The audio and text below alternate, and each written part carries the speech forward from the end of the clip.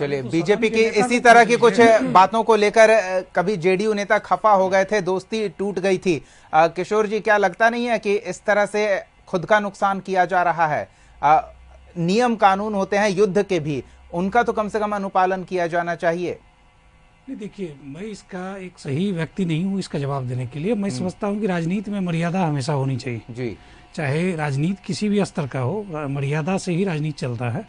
और ये सच है कि नेता प्रतिपक्ष गायब हैं, और बिल्कुल गायब हैं। कम से कम ट्विटर चला लेते हैं, ट्विटर तो पूरे वर्ल्ड में चल रहा है, और ट्विटर के सहारे, एक्स के सहारे ही देश की जनता के लिए कुछ सोच रहे होते हैं।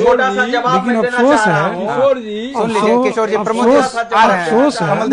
एक बार प्रमोद जी कुछ बताना चाह रहे हैं। अफसोस है कि ये कहते हैं हम सदन से सड़क तक लड़ेंगे, लेकिन सदन के नेता आउट ऑफ कंट्री हैं, और ये कारण नहीं बता पा रहे हैं कि किस कारण से बाहर हैं। प्रमोद जी, हमारे नेता ने संज्ञान लेते हुए अपनी बातें कहने का काम किया है। बिल्कुल, वही मैं कह रहा था कि उनके वीडियोस आ रहे हैं, वो पोस्ट कर रहे हैं। प्रसाद यादव जी का वो बयान छपा, बिहार से वो दूर भले हैं, लेकिन बिहार से अनभिज्ञ नहीं है। बिहार के हलचल पर उनकी नजर बनी हुई है। किशोर जी, नहीं तो ऐसा करें, 5 साल तक बाहर ही रहें और वहीं से हलचल पे नजर रखते रहें। प्रदेश की जनता से मिलने की क्या जरूरत है?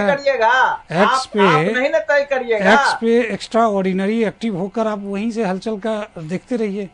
ये सच है कि आपने राज्यपाल के भाषण का, राज्यपाल के अभिभाषण का अपमान किया है। प्रदेश की जनता से आपको माफी मांगनी चाहिए कि आपने नेता प्रतिपक्ष के रूप में अपना दायित्व पूरा नहीं किया है। प्रमोद भाई बोलते हैं हम सदन से लेकर सड़क तक लड़ेंगे, लेकिन सदन का नेता गायब है, तो इन्हें एक सदन में उप नेता भी चुनना चाहिए। और मैं समझता हूं कि कांग्रेस के जो 6 विधायक हैं, जो अभी तक विधायक दल का नेता नहीं चुन पाए हैं, तो कम से कम सदन के उपनेता के तौर पे कांग्रेस के किसी एक नेता को उपनेता घोषित करें, ताकि तेजस्वी जी अगर ना रहें तो उसके एब्सेंट में, उनके एब्सेंस में, उनकी अनुपस्थिति में कांग्रेस पक्ष रख सके बिहार की जनता का।